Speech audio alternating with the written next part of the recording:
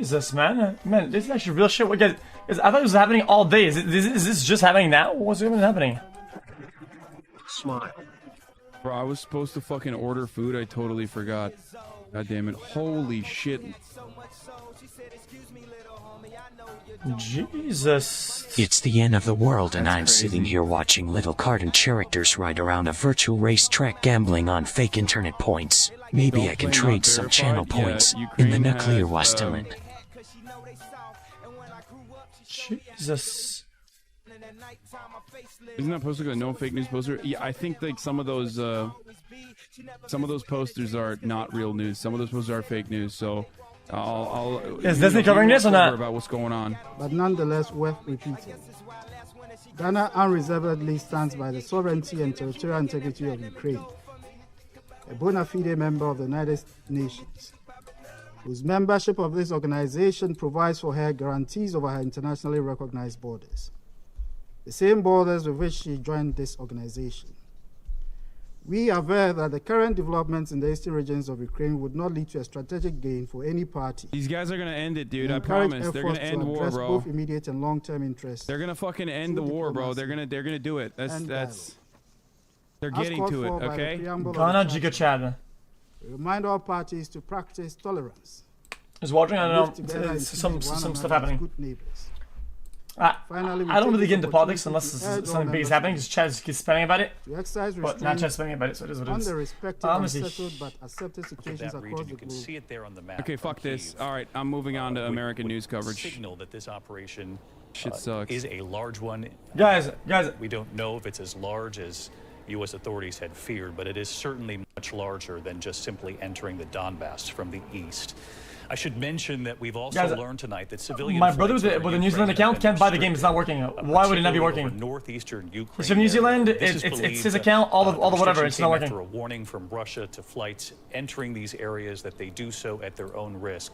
We also know that a no-fly notice has been issued for the Kharkiv airport. That's the city just to the north of the Donbass, where I said they're hearing explosions as well at this hour. As I mentioned, the second largest city in Ukraine. After the Ukrainian military reported Russia may target Kharkiv in an attack, and in fact tonight these explosions would signal that is the case. You heard Martha mention earlier. Isn't that not a fucking game bullshit? Don't you think watching this shit? Kyiv, but in addressing the Ukrainian people, he made it very clear that he was staying put, at least for now. James Longman, our foreign correspondent in Moscow, listening to Vladimir Putin these last couple of days, his address to the Russian people, making the case for moving in, declaring I don't understand those two separatist regions independent. What's even happening here? Are they just coming back on television in Russia just tonight, declaring a special military operation now underway, and he told Ukrainians to lay down their arms. That's right, David, and I think the choreography of this was really rather extraordinary. The timing of this message, just my brother, you're not covering this thing happening, man. I think that the obsession over the breaking news stuff is really cringe. Like, nothing is going to change whether I watch the news tomorrow or today. It's not like I'm going to be taking cover. And I think that a lot of the analysis that people do in, like, breaking events is pretty shit anyway. Like, there's just no value. If people are honest that they're just watching it because they want to see people getting blown up or it's, like, entertaining, then I guess that's cool. But, like, otherwise... Wait, it's not entertaining. I don't think that's entertaining, though. It absolutely is entertainment. The only reason people are watching this right now is for entertainment. I'm sorry, that's just true. Because if you go to sleep right now and you wake up in the morning, you just read what happened, you are exactly just as informed as somebody that like stayed awake with their eyes glued to the screen watching it overnight. Yeah, but you get it earlier though. Who cares? What difference does that make in your life? Is there an election that you're voting on at 2 a.m. about foreign policy? Okay. No. Well, what arbitrary timeline do you use then to like let's say well, would you rather hear like so now for me it'd be or like once the events are over. So like right now it's possible that Russia is rolling in armor and shit to Ukraine, maybe not. But if I go to sleep and I wake up, I'll read what's happened and then I'll be just as informed as anybody that stayed awake all night with their eyes glued to the screen. I'm not saying that it's wrong or bad to watch it for entertainment, but don't lie to yourself and pretend that it's not for entertainment. It's exciting as fuck. Where eyes are glued to the screen waiting for explosions and bombs and shit to drop and everybody's blood is running fucking high and like people want to get on Twitter and tweet like hot takes and shit, but like it's entertaining for sure, but that's all it is. It's not information or news or whatever. Like nobody knows if it's a transformer blowing up or if it's a bomb being dropped or if nukes are starting, right? It's just for entertainment, you know. I would think that people just want to be informed in live what happens, and if things get better or worse, or they want to know what's happening, you know.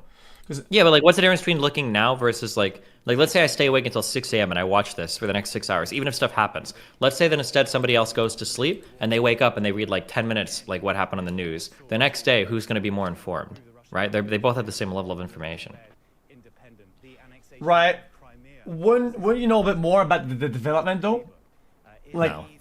Okay. No, because like when you watch this breaking news shit, like 80% of the shit that gets reported is fucking fake anyway. It's people tweeting shit like oh my god, there's tanks in fucking Ukraine. Like they're already at Donbass. Like we saw pictures of troops fleeing. There was already a guy, right? Nobody knows how much of this shit is true or not. Like half the shit especially in Middle Eastern stuff where everybody's just brown. People will post like images and videos of shit from like 20 years ago and be like, look, this is ISIS killing people right now in Syria. It's like, no, it's not. It's Turkish troops fighting Kurdish people in Southeast Turkey. Like it's not even remotely related. So it's you usually just wait till the next day, read the news articles, figure out what really happened. But if you want to watch this shit, it's cool. But it's just like it's. Well, I'm not watching because I was unaware. I was aware about all of it, right? And I don't get into politics unless chat gets so overwhelming that I literally cannot play fucking games about fucking Mario Kart. But the chat saying World War III, World War III, World War III. Now I'm like, okay, we'll look at it for a couple of minutes, and chat will calm down. So everybody is now currently aware. But I don't even know how what stems. How about you give me a little bit of history lesson? A little bit of a history lesson on. So Ukraine. Well, how far back do you want to go? Well, just don't give me a fucking anthropology, fucking tier 3 motherfucker. Just. So Ukraine used to be a really important satellite state of the Soviet Union. It was a really big part. Like Ukraine was like the #1 adversary to the United States. Ukraine was a big deal. They're rich in natural resources. I think a majority or a large part of the Soviet Union's nuclear arsenal was stored there. It was a really important part of the Soviet Union. And there's a lot of history between like I think it's Serbian people that came. Serbian people, right? Serbian people that came from that region. It goes back to like over 1,000 years between like how these people have kind of associated with each other. The important stuff basically is that Ukraine used to be part of the Soviet Union. Ukraine broke off from the Soviet Union after the Cold War ended and the Soviet Union dissolved. And now the Soviet Union and Russia have this strange relationship. Oh, Slavic people. I'm sorry, not Serbian people, Slavic people. Russia and Ukraine have this weird relationship where the majority of Ukraine wants to be kind of like aligned with the West. They want to be pro-European Union. They want to be pro like Western NATO maybe. But Russia obviously doesn't want that. Russia wants Ukraine to be loyal to the Russian Empire and loyal to Russian interests. There was a leader, Yukonovich, I don't remember his name, in Ukraine that was famous for being a pretty I'm learning. And he kind of like axed what? No, I'm learning. Oh yeah, basically there was a president of Ukraine. He axed a big pro-EU trade deal, and everybody in Ukraine got super mad. They tossed the dude out of office. They put in a new leader, and he's way more aligned with the West, like pro-Western interests. Putin got really fucking ass mad at this. He came in and he took back Crimea, stating that like, oh well, hold on, these are mostly ethnically Russian people anyway, and technically Crimea was a gift given by the Soviet Union to Ukraine a long time ago. It's like, well, we deserve this anyway. Putin gets really high ratings whenever he fucks with Ukraine. When he took back Crimea, everybody's really excited for it anyway. And now basically there's this weird conflict right now where Ukraine wants to be more aligned with Western interests, and Russia is uncomfortable having another country on its border that's more aligned with Western interests. Sorry, there's like a ton of like random shit in here, but it makes sense. Well, hold on. But is it only the president of Russia, or is it like his party? Is it like how much of all this thinking and mindset is only him and or his party? I don't really know how politics work. People in Russia are ultra nationalistic. The idea of like rebuilding the Russian Empire, I think, is generally broadly supported by the Russian people. When Putin rolled in and took back Crimea, he had massive support in Russia for doing it, and he was on a huge high politically from doing it. Okay, but it seems like I don't know. Just from my perspective as an outsider who doesn't know much about politics, it always seems like Russia is like standalone. No, we're like this, like against the world type of thing. So the problem is that like after the Cold War, the United States won the Cold War, right? So you've got NATO, which is a whole bunch of countries that basically existed to say fuck Russia, and then you've got like the European Union, which is like this Western organization of like European countries, and all of the I'll say like most of the world kind of chose and threw their weight behind the United States in opposition to the Soviet Union or now Russia. And now Russia is kind of hanging out there as like, well, fuck, we lost the Cold War, we lost our satellite states, and we're kind of like slowly dwindling away, and we don't really know what we want to do now because our leader really wants to rebuild the empire, and obviously the rest of the world doesn't want to see that happen. What does that mean though? What does that mean though? Rebuilding the empire. What kind of vision is that? What kind of end game or end goal does that look like? Rebuilding the empire. I don't know. That's a good question. I mean, it could be reclaiming some of the lost satellite states that are like really rich in resources. It could be just but is that something that can happen in our current modern days, that you reclaim land forcefully like that? Isn't that like an old concept people used to do that? It's complicated. So like you can't cross swords with another nuclear power. So like Russian troops are never going to be shooting at U.S. troops and vice versa. But like wherever you can edge out territory or edge out victories, you're going to be really invested in maintaining that part of your quote-unquote empire or your alliances.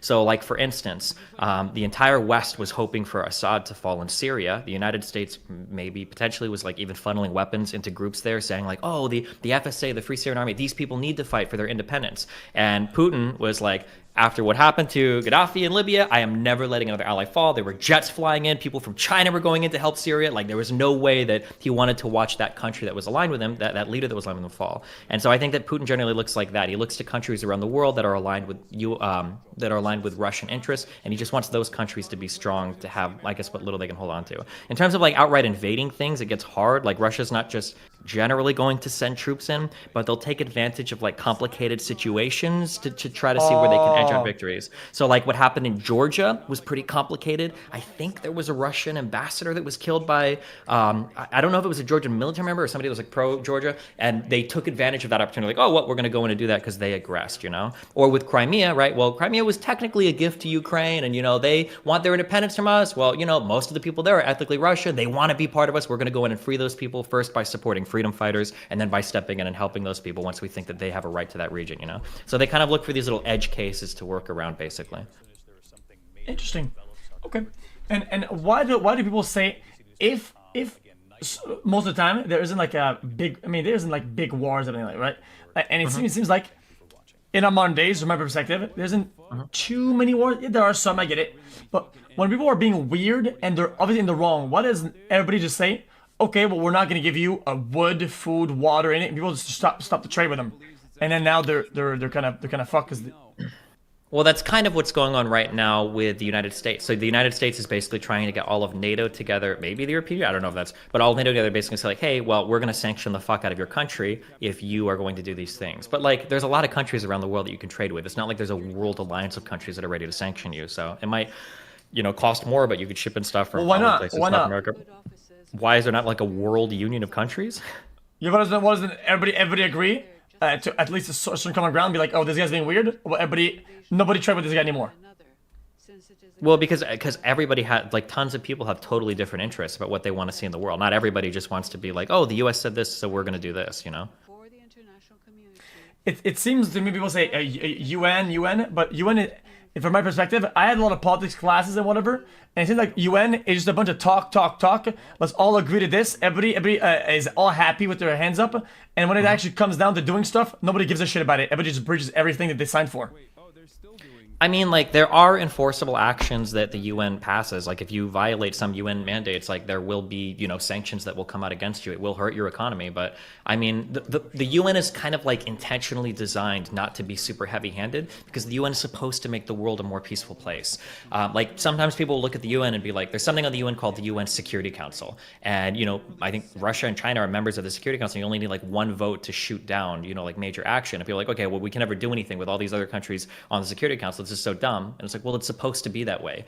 You want to have unanimous approval from people so that the entire world doesn't go fucking haywire, you know, with the UN acting as like a warmongering organization or being really aggressive towards certain parties. So it might seem like the UN is a little bit toothless. There are like mandates that get enforced and there are sanctions that come from it. But like overall, you don't want it to be a super adversarial body. You want most people to feel kind of bought into it. Okay. And I was watching something, and a lot of African countries were speaking, like Ghana, like Gabon. What? Why? I don't know. I couldn't tell you. I don't know anything about their involvement in any of this. Okay. Okay. Now, what does Russia want to achieve here? Why they want to reclaim? How do you mean reclaim? How are you reclaiming when you're just destroying it? If I want to reclaim, let's just say like you're in my house. You're in one of my. I have 4 houses. You're in one of my houses, right? Hey, that's my house. And then I bomb it, right? Well, now I don't have a house anymore. Why would I do that if I want to reclaim the thing that I just destroyed? Well, because you want the land and the territory. Strategically, the territory represents something. You're getting further and further away from Moscow in terms of having land that you own, that other people can't set up, attacks against you from. The area itself is like really rich in industry and resources. So owning that area, I think there's a lot of iron and other. I think there's other types of resources that are valuable in Eastern Ukraine as well. And if you can argue that you have like an ethnic majority there too, which they do because it's been purposely designed that way. Russia has been shipping Russian people into Eastern Ukraine since the 1800s. Then if you can own that land, you're just basically expanding your territory further and further west, and then it just gives you an advantage to. Until what? Well, what's the end goal? To crush it until there's no Ukraine? It's all Russia, and then what? And then what? And then what if another country that next to the border doesn't have the same political mindset as they have and upset at them? What are they gonna do? Crush them and push up? And then what? All of Europe is now, or all Asia, all Europe is all Russia now? What? It's not going to be infinitely pushing. It's just going to be pushing as far as you can, basically. Because from the Russian perspective, what they view is NATO is pushing as hard as they can into Russian borders. They view, Russia will say, well, the US is an imperialist country that's expanding its own borders with NATO. I think 4 or 5, there are like 5 different countries that are bordering Russia now that used to be part of the Soviet Union that are now NATO member states. If the United States is going to push over and over again on their borders. What's NATO? So NATO was created in 1949, I think. It's the North Atlantic Treaty Organization. It was created, basically a bunch of countries came together and were like, hey, we don't want the Soviet Union to take over, so we're all going to join kind of like the United States, and we're all going to serve as kind of this opposition to communism, or the opposition to the Soviet Union. Okay, no, I know about it. Okay, what is the acronym in French for NATO? Does anybody know? OTAN, O-T-O-A. Oh, yeah, okay, makes sense, yeah. O-T-A-N, yeah, I know about the ALENA, the OTAN, and the OPEP. Okay. Yeah, I know about this shit. It's because I would have... OPEC, I understand, because you have different acronyms in French. Right? Yeah, we have to relearn them, because I know all this shit. I had advanced anthropology. I had fucking politics. Mm-hmm. You know? I know my bases, yo. Okay. Interesting. Well, I was just confused, cause I first, with all respect, I thought people were like memeing it, but people were saying World War III, Monk W, and then Sybil said his city is getting shelled or whatever. That's so yeah. shit, we don't really get to like World War III because, like I said, like 2 nuclear powers will never cross arms. You're never going to have Russian and US troops shooting at each other. This is why you hear the term like proxy war, and people are backing different groups and areas, We're not going to put troops on the ground, US boots on the ground, to go and fight with Russian troops because we don't know if that leads to people nuking each other. But we can arm some rebel group, like we did with the Mujahideen, I think, in Afghanistan. Like we'll arm certain groups to go and fight against Russian troops because, hey, well, it's different, It's not us fighting one-on-one. So that's kind of how it works, yeah. A little bit like Hunger Games, like people like they sponsor their fighter type of thing. They give them like bonuses and whatnot, right? Mm-hmm. And they're like betting that their fighter's gonna win against the other one, right?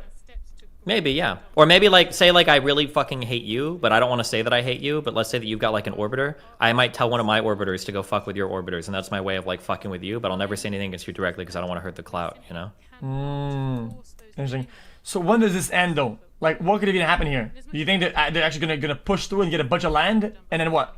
So right now, what Putin has done is, and unfortunately this propaganda works and it's spread a lot on the internet, unfortunately, especially on Twitch.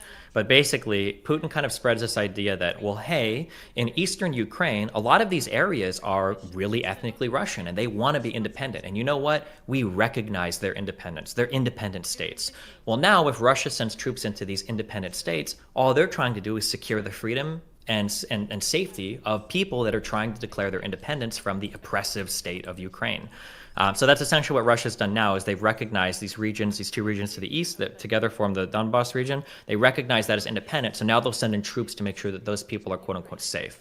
But the thing that people don't recognize is historically, there's always been a deliberate effort by Russia to ethnically cleanse and purify eastern Ukraine so that they can pretend that they have a stronger claim to that land.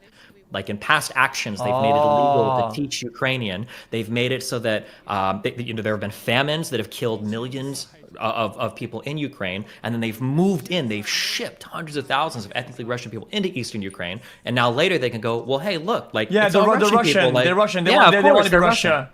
Russia. Oh, it's like, oh, they're there, and these guys are in Ukraine, but they're Russian, and they want this type of thing. That's what they're arguing. And there might even be parts of that that are true, because a lot of people there are ethnically Russian. I think the majority of people in Crimea did support Russia annexing Crimea.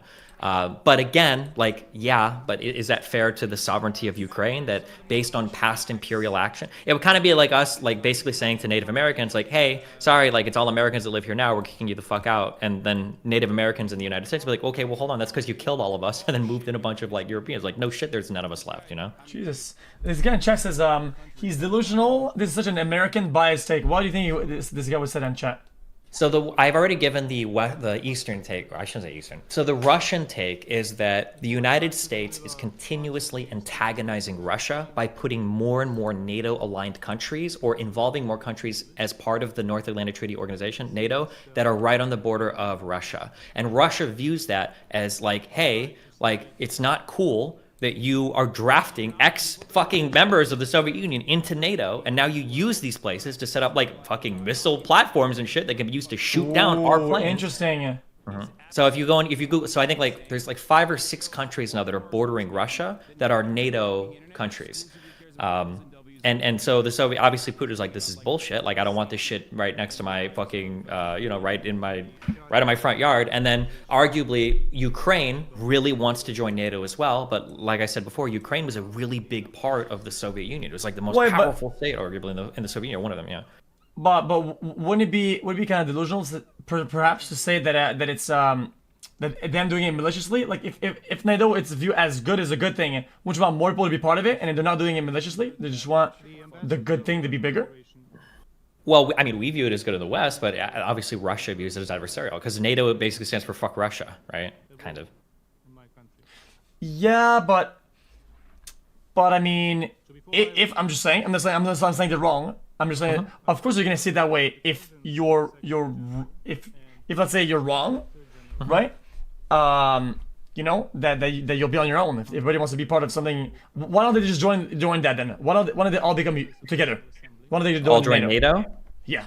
Because Russia doesn't want that. And I don't know if I think there have been different agreements that have been drafted in the past about what countries NATO will draft. But like, if Ukraine were to try to join NATO, Russia like literally might invade that day. Like, fuck no, this isn't happening. Like, we're going into Ukraine. They'll stage a false flag, whatever they have to do. Because having Ukraine now be part of NATO, like it's just, that's a very frightening prospect for Russia to have that country right there.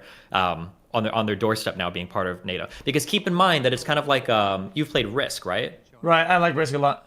Yeah, well in Risk, as soon as you own a country, right, you get to move all of your fucking troops there. And that's the scary thing for Russia, is they don't want there to be NATO troops on their doorstep in Ukraine, right? Whereas if Ukraine is like loyal to it, or at least neutral, then they have Belarus, they've got Ukraine, they kind of have this safe buffer zone. Yeah, so they want like a cushion in between them and NATO, so that the damage isn't direct or things aren't like immediate, right? They're like a buffer zone in between. Yeah, buffer state is what people would call it. It's like a buffer state, basically. Yeah. So basically, like in Risk, right?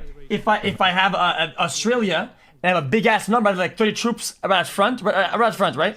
Where it leads to Asia, right? I want to have the fucking noob with 5 or 10 troops in between me and the other guy who's trying to get Asia, who has like another 40 troops. Because then the guy can attack me directly, right? And there's somebody in the middle. Somebody in the middle, like a noob. So that's, I get it.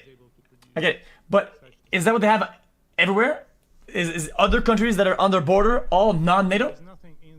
Well, no, not anymore. So Estonia and Latvia are bordering Russia, and I believe both of those are at NATO. So why aren't those getting invaded? I'm sorry, I don't know that I want to. Because they're already in NATO. This is the thing, is that like once somebody has been turned into a NATO player, you're never ever touching that country. That's where World War III starts. If Russia puts boots on the ground in a NATO country, because the NATO agreement is like, if you fuck with one of us, we are going to bring down the hammer of the United States onto you and destroy whatever it is, right? So Russia can't set foot into NATO countries. That's why they don't want Ukraine to be part of NATO, because now they have no leverage there for anything, right? They would get destroyed. So what if Ukraine were to sign something and say, "Oh, we're NATO now, bitches"? Then what? I don't know. Nobody knows what would happen. Like Russia very, very, very much does not want that. Ukraine wants to join NATO, but like I don't even know if the United States would want Ukraine to join NATO as well. Because again, we don't want to be that antagonistic. Because that might be the last domino where it's like, okay, well if Ukraine is joining, like we're fucked. It's all over. Like now we're full on invading. Like that might be the motivation or the instigating act they need to like go ahead and move in. So what if it's the opposite and instead the domino falls backward instead of forward? Nobody likes to play games when it comes to nuclear weapons. Oh, okay. Oh. Well, fuck, man. This is kind of lame that everybody has a red button for nuclear weapons. If people didn't have that, it'd be much simpler. Yeah, because then there'd just be armies on the ground fighting each other again. But like, yeah, obviously nuclear weapons makes everything up. Like it increases the stakes quite a bit. It's like, if things get wrong, then everybody boom. That's stupid as shit. Yeah, but I mean, arguably, some people would say that like nuclear weapons are one of the reasons why we've established so much peace in the modern world. It's because nuclear superpowers will never. Yeah, because you have it. It's just the fact that you have it means it's kind of like it's like you make like a room where everybody can go and beat the shit out of each other. They can punch each other as hard as they want, but like everybody also has a gun. Like, nobody's really going to walk up and start punching anybody, because if anybody starts losing, they're going to fucking shoot the other dude. So it's like, okay, well, I guess we're all just going to kind of jerk ourselves off here and not do anything, Jesus. Okay. I have a better scope about this. I was letting Ukraine talk at the thing. Can confirm it. They're talking at the. What is that I'm watching? They have like a small name next to them. Interrupt me, please. Thank you. This guy's mad. He's getting up to it. He says, "I'm Ukraine." Oh, I'm not sure. I don't know what you're watching. Anyway, you declared. Just keep in mind, I'll just say this because obviously it's Hassan that's doing this. There's a lot of really bad propaganda being spread right now that like Russia has an authentic claim to those eastern territories, or all of this is like made up by the West or whatever. This is not true. Like you can go through like even recent history in Ukraine. Like there's a reason why they tossed their last president out that wanted to make Ukraine a puppet state of Russia. Like the Ukrainian people do not want this. Whether or not you want to talk about the US as corrupt or imperialistic, or Russia as corrupt or imperialistic or whatever, like the Ukrainian people themselves do not want to be another fucking puppet state of Russia. And people pretending that all of this is manufactured by the United States are absolutely fucking delusional. They have no idea what they're talking about. Challenge them to watch just like a 10-minute video on the history of Ukraine from like the 1800s to today. It's just so stupid. There's been so much ethnic cleansing that's gone on in East Ukraine deliberately by Russia to move people in there, that to try to say that like, oh well, they should own the territory now because they're Russian anyway, it's like absolutely so fucking delusional. It's insane. But yeah, just as a okay. Thing to keep that in mind. Wait. So even though you're both American, you and Hassan don't hold the same view about what's happening here. How not? For who's American? Wait, for what? You and Hassan don't view this the same. People have different opinions. No, so people like Hassan will say that like, so Hassan, for instance, has said that like there have been false flag attacks by Ukraine, that there's a bunch of neo-Nazis in Ukraine, and that all of this shit is just like the West. So for a long time, so this is like the major like L that Hassan took recently. Hassan was trying to claim recently that like Russia didn't actually care about Eastern Ukraine at all. It was all bullshit. All of this was just Western military contractors trying to stir shit up so that the U.S. would go to war. And he took a huge L, because I think yesterday he finally had to admit that he was totally out of his element and completely fucking wrong, and he walked it back completely.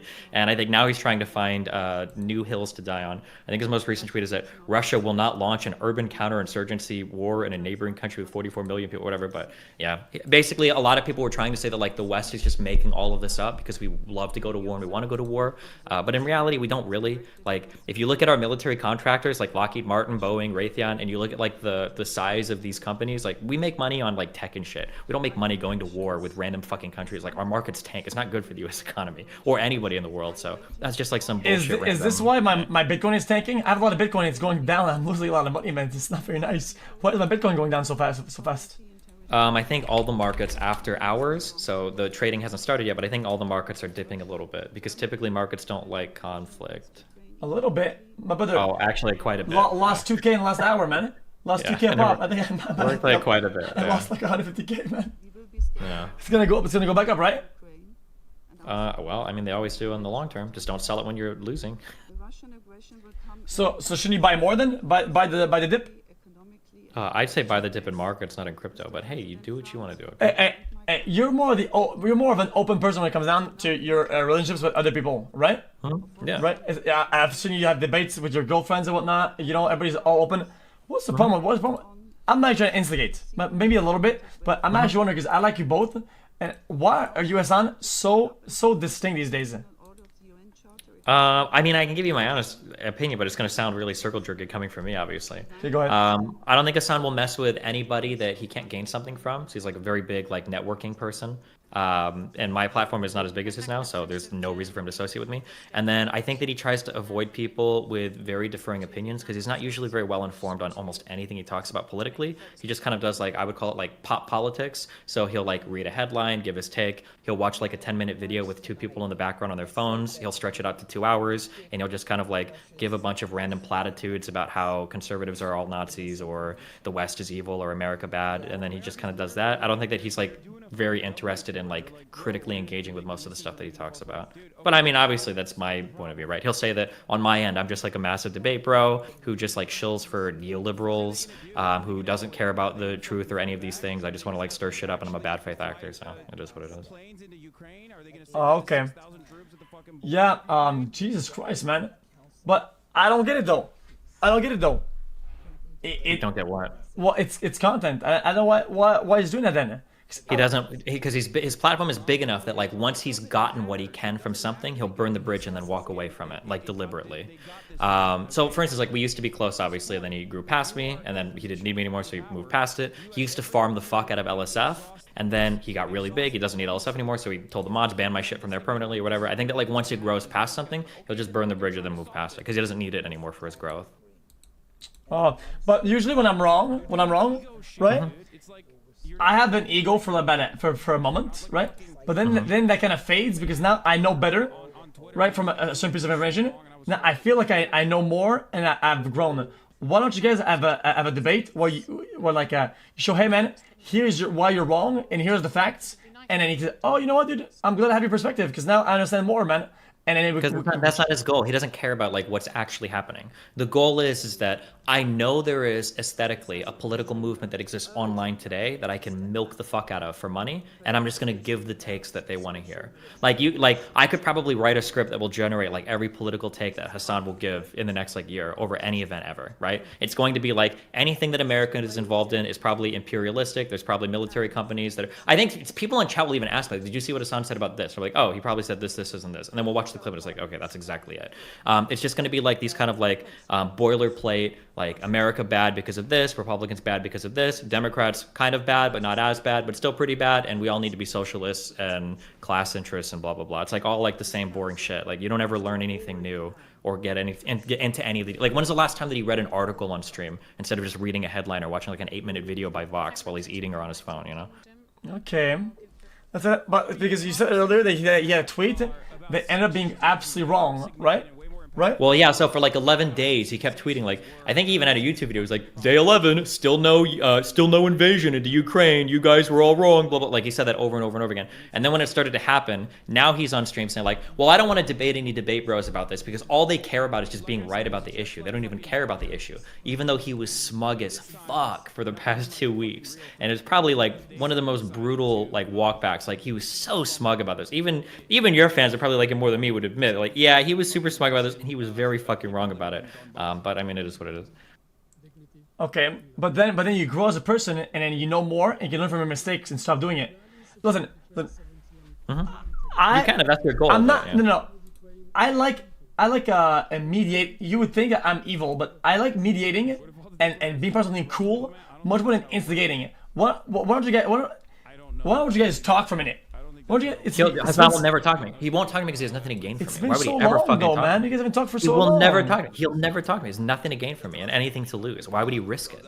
Yeah, I remember from his perspective, it makes sense, right? Like, if you're growing a platform and you're seen as having some type of political authority, even though you don't have any idea about anything you're talking about, right? Why would you ever risk engaging with somebody that might make you look wrong on something? Like, he has absolutely nothing to gain. That's what I did with the Ethan Klein when I was talking about the gambling, man. I had nothing to win, all to lose. Yeah, but obviously you don't. It's not the same for you, right? You don't.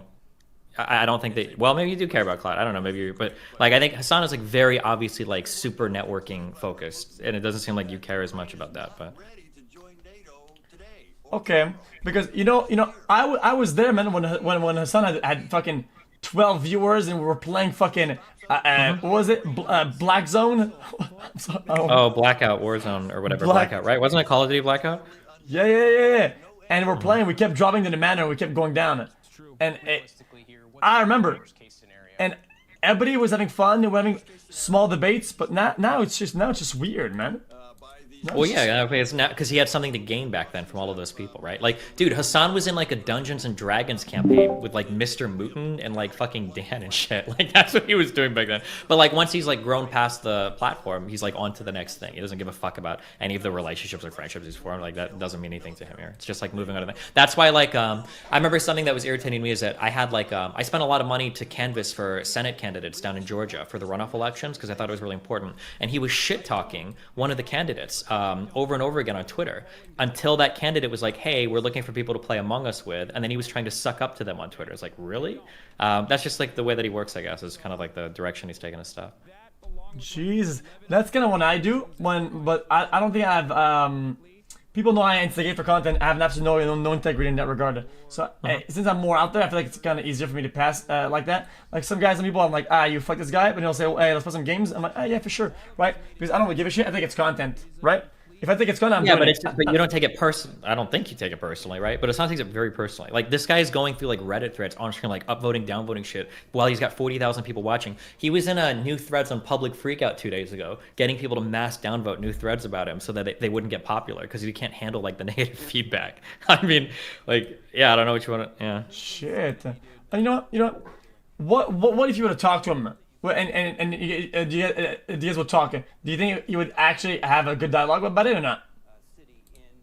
I'm chill with anybody. I don't give a fuck. But I don't think that he'll ever talk to me again. You can ask if you want, but like keep in mind also that like I have everything to gain from that conversation and he has nothing to gain from it. So like yeah, but the thing is that you every time you have something to gain, you gain it. When you play a league and you lose all of it plus more. So it doesn't really matter now, does it? Yeah, but to the other person, they feel bad, right? Like he doesn't enjoy. Like imagine if he talks to me about something and then he's wrong. He's gonna hear about it from my chat. He's gonna hear about it from his chat. Like it's not gonna be a good feeling for him. It's gonna make him feel like even more like ego fuck. Like why even risk it? There's just no point. If he wants to, I would always do it. And he is missing out on content because technically, if he was doing debates with like me or even Vosh or whatever, he'd probably double or triple his viewership because people love to watch that shit. But his ego is like way too fragile to handle like actually talking to somebody that disagrees. See, this is why I debated Ethan because I think I had a point, but I also think he had a point. But I just think it'd be good content. Yeah, for sure, and it is. Usually it is. Like, debates are, like, the biggest content for, like, political people. Like, people love to watch each other scream at each other, you know? Because these debates, when you lose them, it doesn't make you look that bad, though. It's like, you had a belief it was wrong, or it was whatever, and now you kind of know more, but it's not a big downfall. It's not like, I'm going to get canceled, or whatever. Like, you don't lose that much out of it, you know? I mean, yeah, but Hassan's really scared of talking. You have to understand that he's marketed me as like this insane person. Like he's told his whole family, like he calls me racial slurs. He's like markets me as this like crazy fucking conservative, blah blah blah, over and over again. If we were to have a conversation and people realize like, oh shit, like he doesn't know like what he's talking about, Hassan doesn't. It's gonna look so bad. Like there was a guy that was blowing up on Twitter, too mad, and Hassan avoided talking to this dude just because he was scared that I was gonna show up magically on the call. That's how frightened he is of like those types of like challenging conversations. Yes. What do you think about this guy too mad? I don't know anything about it. He shows up in my Twitter mentions sometimes. Apparently he's a big beamer. Apparently J-Reg was feeding him lines to tweet it. It's not. I don't know if that's true or not, but yeah, I don't know. That's the other night I went to get some ice cream, and he showed up out of nowhere. Oh, crazy. Yeah, actually kind of crazy. Hold on. Let me see. He runs like two like huge meme channels I think on YouTube, right? Does he? Yeah, like millions of subs, I think. 2 million, 5 million on each channel or something like that. Okay. Because I feel like good conversations can't hurt anybody. That's why I'm hiding us under the group. We'll see how it goes. See, I add into the call. It's not funny. Don't laugh. No, it's not funny. It's not funny, man. I'm adding to the group. I'm not laughing, dude. I'm just chilling. No, because I think I'm a good mediator. You know? Oh yeah. Yeah. See, because now you say you're not big enough, right? That it makes sense. I feel it's not an ego thing. Maybe I could be the big enough to oh, he left, to be the bridge. Yeah. To be the bridge that just kind of solidifies it like cement. Because I feel like I hear your takes, but I'm watching his stream about some of the things, and I feel like we could come to a consensus and learn more. We could definitely come out on top with this conversation. But so he didn't leave the group, but he left the convo. But I'm sure. I'm sure he'll join, right? Absolutely, dude. He's so excited. He's never joining this conversation. It's not gonna happen. Why not? It'd be so fun though. But that's not what he wants. He just wants to circle jerk with his audience. He doesn't want why would he have a challenging conversation when instead he could just like have fun with his audience? Like that's it. I said I think it'd be good content, and we can all come out on top. Yeah. Okay. Well, hey. If you want like well, never mind. Go ahead. No, you want what? Tell me. I was gonna say people were linking me like all the tweets. If you wanted a sample of what I was talking about. Oh, is that where you get proven wrong? No. It was about what he was saying before. So like, it's Monday and it seems like Russia still hasn't invaded Ukraine as all the high-level intelligence suggested. Maybe this week. Hope not. Anyways, lots to talk about today. Listening to NPR reporters confused about why the people on the ground in Ukraine are calm when a Russian invasion is imminent is hilarious. They're confused why no one's taking money out or leaving the towns. Maybe it's because the Ukrainians don't watch American news every day. Like these are like the level of tweets that he was doing basically. Jesus. What if, let's say, this is kind of a dumb thing. What if say a bomb were to land on a bank, and could they get all the money out of it? I don't know the answer to that question. I'm gonna be honest. I don't know how much banks keep in like physical currency. Probably not a lot, right? I have no idea. I don't know if you bank rob. Like, yeah, I honestly I don't know. That would be sick. If you go blow up a bank in a country, can you just go take all the money? I'm not sure. Because I would think that money is just paper, right? Couldn't they like burn all the money inside and then reprint it somewhere else and say, oh guys, we went minus $10 over here. Let's just put $10 and print it somewhere else. I have no idea. I'm not sure. Yes. Like I'm sure that there's like some physical currency for every digital currency, but I don't know how much like banks physically hold. Have you ever heard of? They don't hold much. I think depending on what size and how big your city is, or whatever, they don't hold much money. Yeah, it's called fractional reserve banking. I think you only have to have a percentage in your reserves before you like loan it out and stuff.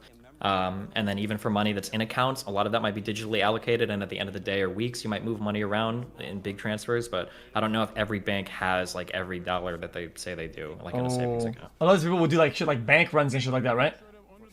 Oh. Well, if people think a bank run is going to happen, people will, like, the government usually will limit withdrawals, or banks will limit withdrawals so that doesn't happen. That's kind of weird. You know what I've noticed, though? How hard spending money is. It is incredibly hard to just spend money. Deadass. Like buying. What do you mean by that? Just buying stuff, getting money out, getting approval to buy it. Like motherfucker, it's actually hard to spend it, man. How? I don't know what you're talking about. If you want to buy shit, you just go and buy it. What do you mean? Maybe I'm just kind of dumb. I feel like it's hard to buy shit sometimes. What do you like? What is hard to buy? Anything. Like, is it hard for you to buy fast food? No. I have a credit card.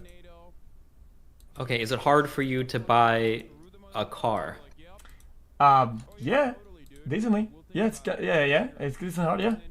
So like, if you go to like the car dealership and you're like, I want to buy a car, and they're like, okay, you can't like get a money order or write them a check. Or... Yeah, I have to make a couple phone calls. It's kind of odd though. It's kind of annoying.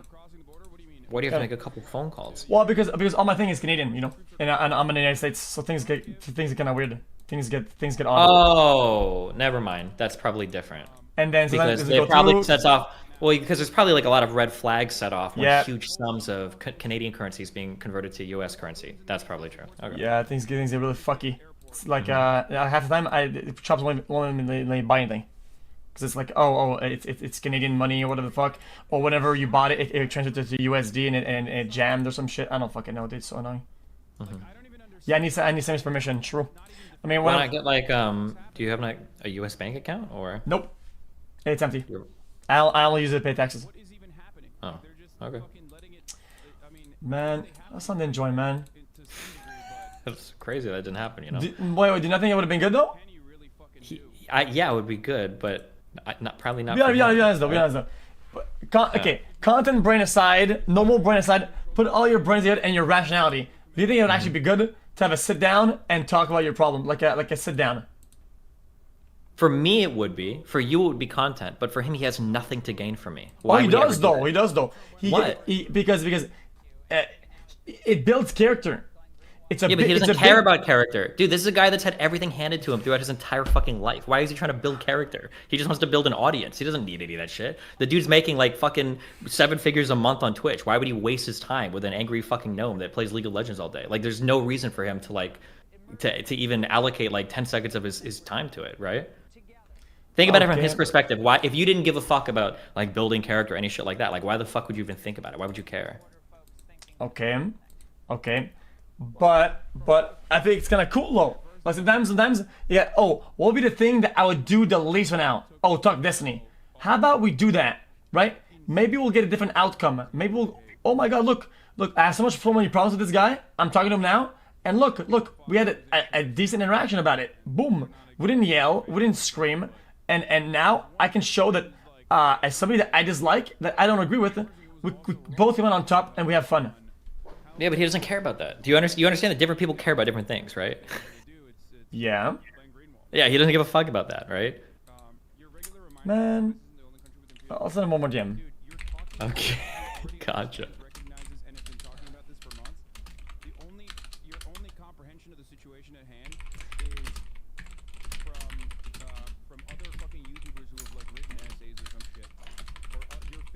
I said, Destiny wants to bury the hatchet, that ass. Yeah. Why, is that not what you want though? I mean, obviously, yeah, if he'd want to. But I just... There's breaking news going on right now, my dude. Well, it's not really breaking anymore. It's already broke news. It's like it might keep breaking. What if a bomb drops and I don't read about it until tomorrow morning? My life is going to be fucking over. Can you imagine being that uninformed that you're sleeping and everybody else around the world knows something that you're not going to know for 6 more hours? Like, oof, I can't even imagine. Jesus. I'm not the center of the conversation. Okay? If you try to make me the center of the conversation here, you're a fucking idiot. Ukraine is being bombed right now. A country with 44 million people. 44 million people. And the territorial sovereign power. He's hovering over people with my emotes and contemplating banning them. Oh man, what are you gonna do, man? Absolutely disastrous. Okay, well no, I know he doesn't like it. I'm gonna stop him now. Okay, that's good. Well, not because now I don't want to make it weird anymore. Because people are gonna go from my chat to his chat, and then it's gonna be disaster. And if he doesn't like it, it's not. You know, it's not weird now. Now it just got weird. Well, it wasn't weird before when I brought it up because if he joined, right, then we won't have the pressure of other people, right? Yeah. Okay. If you just go straight up, then you don't have the dog shit. Let's go back to how Gotcha. this started. It was a slow build up to a possible attack where the Ukrainian. What I like to do sometimes when my does that, I say, guys, I'm not playing or talking with that person in the story. I don't want to hear about it. And then the hoppers and the choppers, they stop. People say, dude, go watch Adin. He has his girl and she has her tits on his face on stream.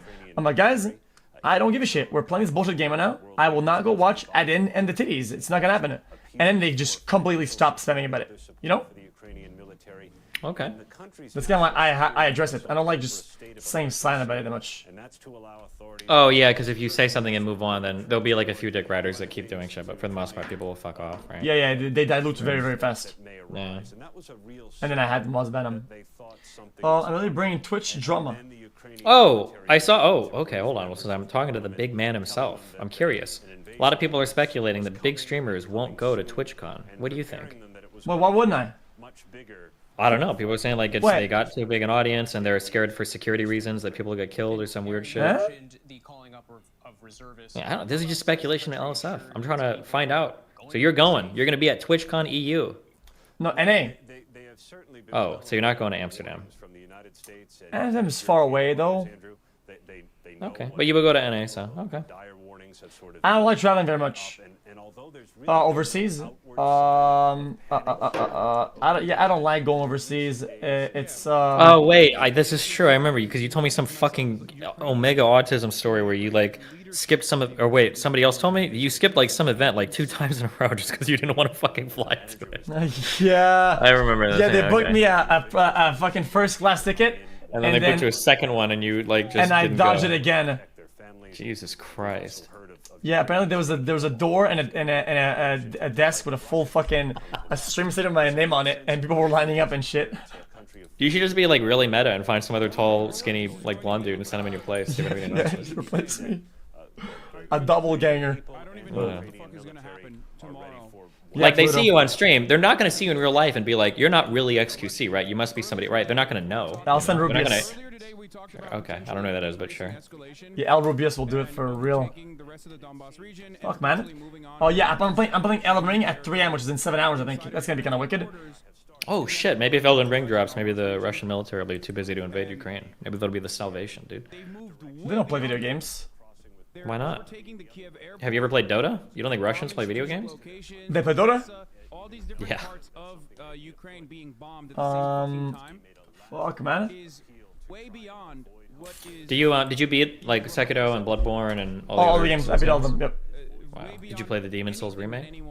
Oh yeah, beat that one too. Wow, good job. Yeah, I beat all of them. I don't think these games are very hard. If your build isn't that dog shit, you're gonna have an easy time doing it. Okay. People say it's 3 PM tomorrow. No, it's 3 AM today. Because yesterday you guys didn't see it, but I'm currently in New Zealand. I took my private jet, and I made a room that looks just like the one that you currently live in. And this is my house in New Zealand. So you got a green screen, dude. Yeah, green screen now. Cool now, right? Cool, man. Yeah. Okay, well, I'll leave you to go back to your league. My attempt at rekindling a relationship didn't work very well today, but perhaps next time, for sure, we'll get him. Okay. We'll go next time. But yeah, hey, real talk though, be careful with this because Hassan is never going to talk to you if he thinks I might be like lurking. Okay, he's got like huge paranoia about that. He doesn't want me to like Steven Crowder you or Sam Cedar you, I guess technically. So be careful on that. All right. Okay, well, he knows that I'm somewhat of a decent friend, not a good one, and I wouldn't sneak you in. Okay, I wouldn't ambush him. I don't do ambushes. Okay, I set up. Wait, who? Who? Me, Hassan? No, who the fuck asked? What the fuck? Why did you leave the convo like that, man? That's fucking weird, man. What is wrong with this guy? Why did you do that? Motherfucker. Now there will no doubt be economic impacts from what's happening overseas tonight, globally and here in the United States. Okay, well, I tried. Can't say I didn't try it.